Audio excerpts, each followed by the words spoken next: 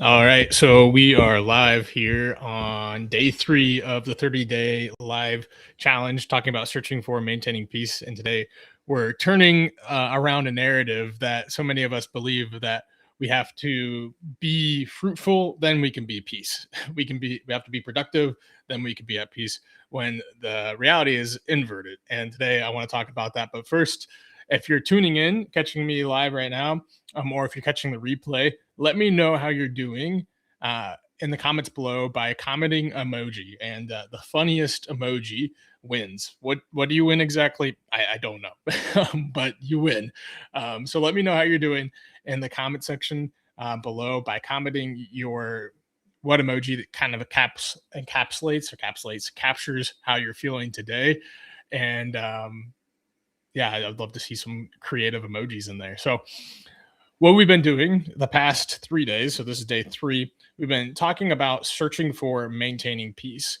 It's something that um, we need more of in this world. Jacques Philippe talked about this last year, 20 years ago, about how the world was in this crazy, radical, like busy place, and now even more so, especially with the rise of AI and different technologies and streaming platforms and services like this. Wrote this before Netflix was a thing, which is wild, but now Netflix is a thing, and our worlds are constantly filled with so much noise and distraction. So we need peace more than ever before. And he points out in chapter 2, which is what we're talking about today, something that we miss. The title of it is Inner Peace and Apostolic Fruitfulness. Interior peace and apostolic fruitfulness. And he states right at the beginning, like, isn't there something wrong about us like searching for peace just for ourselves? Or something feels like it's navel gazing or too self-focused. But the reality is that like it comes from our interior disposition that fruitfulness flows from. Right. This goes right back to the analogy he gave us yesterday when he talked about a lake being at peace can reflect something peacefully or like visibly, right? We look at our own reflection into the lake, and we see ourselves. But if the lake's filled with agitation, we can't see ourselves. And this, when we're at peace, people in the world can see how we're made, like the image of God that we're created as. People can see that more clearly, more and more clearly. And what happens then is like that leads us to apostolic fruitfulness, is what Jacques Philippe says, or in other words, leads us to be able to adequately walk with people and love people. One of the principles from the Catholic psych world is that you can't give what you don't have. And Jacques Philippe says exactly this in chapter 2. It's like the essence of actually be able to step in and be compassionate towards others.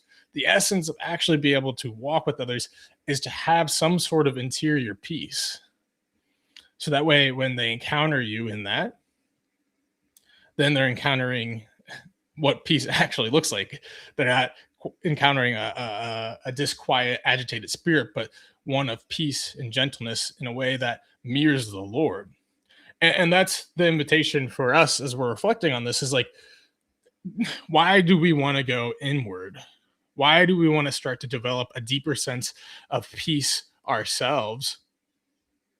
Because, well, one, like our lives will be better because we'll be more at peace and not running from one thing to the next.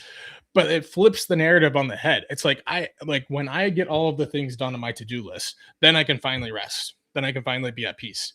But that's not true. It's like when I'm at peace, then I will actually be able to do all the things on my to-do list with the spirit of the Lord with me, with like an actual interior disposition where I'm actually able to love those around me. I'm not distracted by my continual critical thought process or this continuing jumping from one thing to the next. I'm not like distracted from not being present, but I'm actually truly present to the things that I'm doing. And at the end of the day, I'm not so concerned about getting the list done. I want to get it done. Hopefully it gets done, but like I'm not as concerned because I'm coming at it from this disposition of peace. So day 3 is just one more. Like yesterday we talked about like, why is it so important that we're at peace? Day 3, we're talking about what does that peace actually produce in the world. Now, it's just not for us. I mean, it is for us. Like the Lord comes so we might have peace, and I want you to have peace, but it's not just a selfish peace, not just a peace for ourselves, but a peace that actually brings us into deeper fruitfulness, a deeper relationship, deeper presence with others. And that's exactly what the Catholic psych model prescribes as we walk with people in the daily accompaniment models. Like, how are we being a source of peace? Not just because like we're total Zen masters, we have our own stuff going on as mentors, but to actually like model that accurately. And so that way people can see like, oh, this is what it means to be rooted and grounded in the Lord and have peace. And then they take that and they apply it into their own lives. And then it carries over into others' lives, into their kids' lives, into their spouses' lives. And it's so needed. Like we need this piece, and it's never like coming from myself, right? Like as a mentor, I have my own kind of support team of the people that I lean into to help me find my footing, to help me feel grounded in relationship, to feel safe, secure, and seen. And then I give that to other people, and then other people give that to the people in their lives, and slowly but surely, like we're spreading the peace that ultimately roots itself back into Christ, right? It's always he's always the first mover. He's always the one that everything comes back to and flows from. And it's okay. Like this is the one thing that I want you to hear today. It's okay that you spend time looking at yourself and discovering where do I need deeper peace, because it's going to lead to better like loving others better, loving yourself better, and being in deeper relationship with the Lord. All right. If you guys have questions or comments, please let me know in the comment section below. If you're catching this live, you guys can type them in now. If I see them, I'll go ahead and reply live. But if you're catching the replay, feel free to do so as well. Like send a comment in here.